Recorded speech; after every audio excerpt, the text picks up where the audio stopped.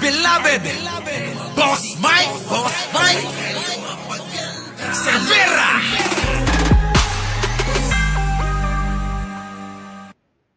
Ano pa?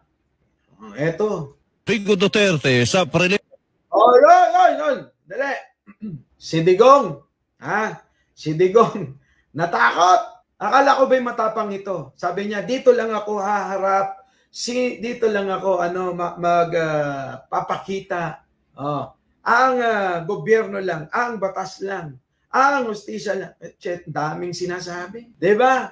Ang daming sinasabi ni Digong. Ngayon, meron siyang patawag ng korte dyan sa Quezon City. Ayun, hindi pumunta. report si dating Pangulo Rodrigo Duterte sa preliminary investigation ng Quezon City Prosecutor's Office kahapon kaugnay ng reklamong grave threats na inihain laban sa kanya ni ACT Teachers Party List Representative Franz Castro. Sa halip ang dalawang abogado mula sa law firm ni dating Executive Secretary Salvador Medialdea ang kumatawan sa dating Pangulo.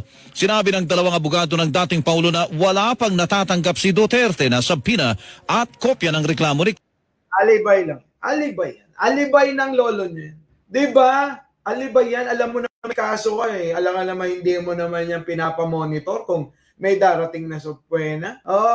Puro salita lang pala to eh. Sa bagay, noon pa man, puro salita lang yan. Wala namang wala namang talagang napatunayan sa lahat ng sinasabi.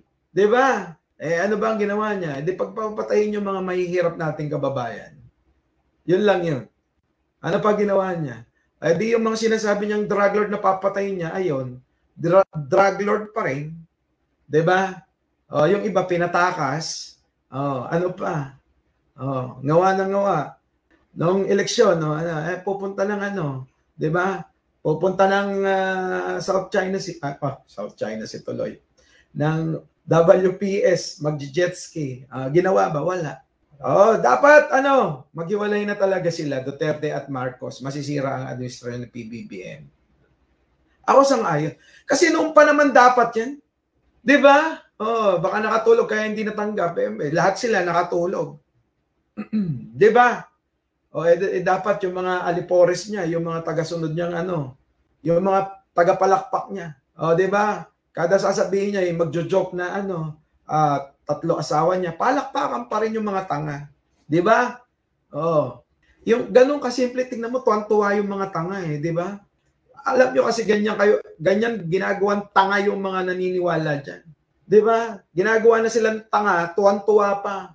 Ganun parang si Norman Mangusin noon, di ba? Di ba ginagawa na silang tanga, tuwan-tuwa pa. Ginagawa na silang tanga, nagbibigay pa ng pera. Tapos ko, ayoko nang balikan yung mga medyo, ngayon, sige, okay lang, batikusin nyo, sabihin nyo, kung ano gusto nyo sabihin, darating yung panahon, sasabihin nyo, tama na naman ako, diba? Ganun naman lagi, nasa huli na tama, magiging magkakaibigan ulit tayo. Diba? Matatagdagan na naman yung mga kaibigan ko na mga basher ko. Ay, nako, ganun talaga eh. Sa ngayon, hindi nila kasi, dalang-dala pa sila sa pagiging kulto daw nila. Castro at dahil dito ipinagpaliban ang preliminary investigation sa December 15. Batay sa reklamo ni Castro, sinabi niya na mayroon silang nakalap na video na magpapatunay na pinagbantaan siya ni Duterte sa national television noong Oktubre. Sinundan pa ito ng panibagong pagbabanta nitong nakalipas na buwan. Hindi sumipot. Dahil issue, yung Franz Castro na sinasabi nga daw mga kaliwa, NPA ka siguro! Kampi ka sa NPA, kayo naman. Meron po tayong panuntunan, meron tayong batas na sinusunod. Meron tayong umiiral na na batas sa Pilipinas. Na lahat 'yon applicable sa ating lahat 'yon, hindi lang kay Digong. Hindi lang sa kanya ang batas, sa lahat 'yon. Kahit sino ka pa basta Pilipino ka, pwede mong gamitin 'yon. At pwede rin gamitin sa'yo. Diba? Ngayon, tingin ni Franz Castro, mukhang nagmalabis yung Tatay Digong ninyo sa pagbabanta sa buhay niya. Ngayon, puro alibay na lang Yung sinasabi ni Digong na kayo pinapalakpakan nyo, ang tapang talaga ni Digong. Mga gunggong. Tapos, after 3 days, 2 days, iba na yung sasabihin ni Roque, iba yung sasabihin ni Bato. Hindi daw yun yung ibig sabihin ni, di ba? Ni Digong. Ano ba yan? Ginagawa kayong tanga. Di ba? Ay, nako. Pero dapat may karapatan din sila. Galit tayo sa NPA pero dapat may karapatan. Lahat naman tayo may karapatan. May karapatan tayong mabuhay, may karapatan tayong ipagtanggol yung sarili natin. Kung inaakusuhan tayo, hindi dapat pinapatay agad. 'Di ba? Napanood ko rin 'yun. 'Di ba? Yun nga yung mga problema diyan, mga boss. Yung mga pinagpapatay nilang mga addict, sige sabihin na nating addict. Na ipagtanggol ba nila yung mga sarili nila? Hindi ba dapat yung mga sinasabi ko kaya alam nyo kaya ako hindi ako naging bilib dito kay Digong.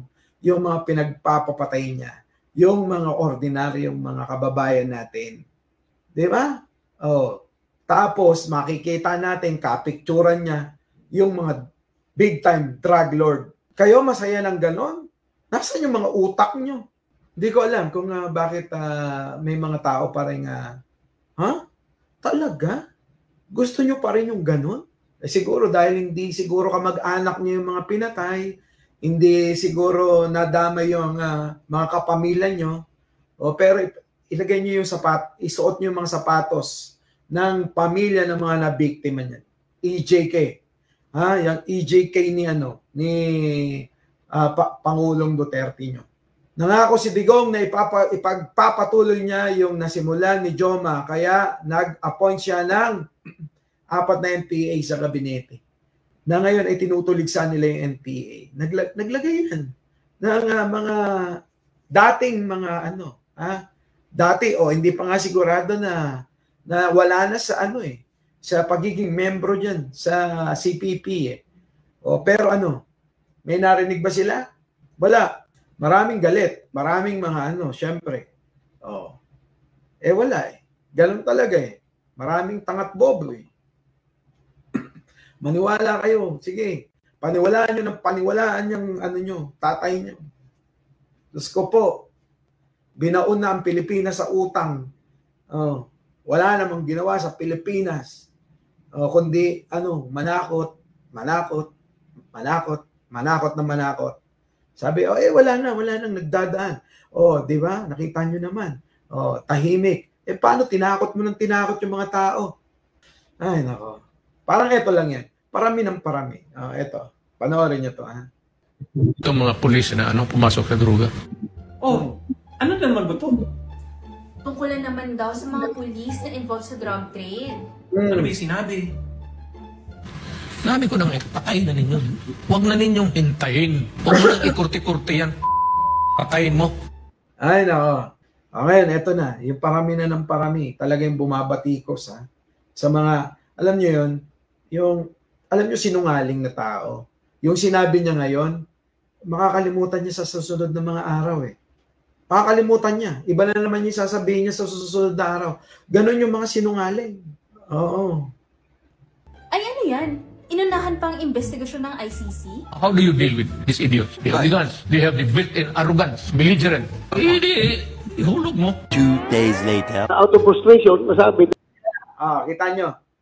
Yung sinasabi na mga alanganing mga wika, alanganing mga litanya ni dating Pangulong Duterte. Itong mga minions, itong mga kaalyado, itong mga kasama, itong mga nakadikit na nakasipsip sa puwet. Pangangatwiranan nila yon kasi alam nilang mali, di ba? These idiots, they have the guns. They have the built-in arrogance, belligerent. Hindi, ihulog mo. 2 days later. Out of frustration, masabi ng Pangulong Duterte yan. Kaya problema ngayon, kung sila na mismo ang nagiging drug lord, itong mga pulis na ito. May Department of Interpretation? Ano ba talaga yung mga dating sinabi ni Duterte tungkol sa mga pulis na nasa droga? Although I will put to use the arm officer. Para kayo yung mga polis, hindi kayo rin. General ka, tawagin ko yung private sa army. Pwede ko. Ganoon lang ang paraan para may droga. At pag nandiyan ka pa sa droga, ipapatay kita. Don't take this as a joke. Hindi ako nagpapatawa. Meron ba? Meron ba? Meron bang pinatay? Meron bang namatay na big time drug lord? Puro mga mahihirap. Puro mga nakatambay. Yung, ay nako. Alam niyo yung pagawa ka pa ng ano ba yun? Tawag niya dyan sa may Nueva Ecija, yung parang mega rehab na tinayo nung panahon niya. Oh. Ano nangyari? Wala. Papatayin talaga kita. I did not realize that my greatest enemy is not really the opposition. Ingnan na mo, ayaw kay madisgrasya gid mo. Pat yun tayo nga. Muna kayo kag director ka sa unsa niya, disgrasya ka yun. To be fair naman kay Duterte, may mga tinanggal at pinadala siya sa basilan bilang parusa. So di naman talaga tinuluyang pinatay? Hindi! Wala! Out of frustration din. I'm facing a charge before the International Criminal Court. Hinda-hinda sa mga pronouncement ko. So, despite of my dire warnings, ang droga naglaro pa rin kung paano to. Paano nga ba?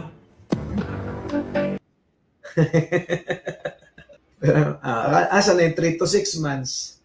Oh, natapos na termino lahat-lahat. Tapos mabibisto yung mga droga nung panahon niya, inipon pala. Oh, nabuko ngayon na mga dating pulis din. Yung mga may hawak. Oh, di ba mga tauhan niya rin? Kita nyo, sino ba talaga ang totoo? Naisahan lang din kayo. Ay, nako, Diyos ko. Total drug war, instant justice. Oh, but selective victims. Ayan ang problema, boss. Oh, ngayon, eto na. Eto na nga ngayon. Ano mo mangyayari sa pagka naghiwalay ba ang Duterte at Marcos? Mayroon ba tayong kailangan kampihan? O, di ba? O kayo, ano masasabi nyo dyan? Tulad niyan, sinasabi ko nga, si Sara, walang ginawa kundi NPA ng NPA, mga boss. Hindi nyo marinig. Bakit? Hindi ba kayo nagtataka? Bakit hindi nyo marinig yan? Natuligsain itong nangyayaring pagkamkam ng China sa mga teritoryo ng Pilipinas. Narinig nyo na ba si Sara? Narinig nyo na ba yung tatay? Narinig nyo na ba si Roque? Si Sal Panelo, narinig nyo na? Wala. Wala silang masabi. Di ba? Ang sasabihin siya, gusto pa lang gera. Mga tanga talaga no? Siya ba may gusto ng gera? Ang gusto lang naman natin ipaglaban natin sa mahinahon na paraan. Yung alin? Yung ating karapatan sa mga teritoryo natin. Di ba? Yun lang naman. Anyway, mga boss, maraming salamat sa pagsama. Inabot na tayo ng oras. Muli, magandang umaga, magandang hapon, at magandang gabi sa amandako ng mundo. Naroon kayo. Siyempre, magandang buhay na rin para sa ating lahat.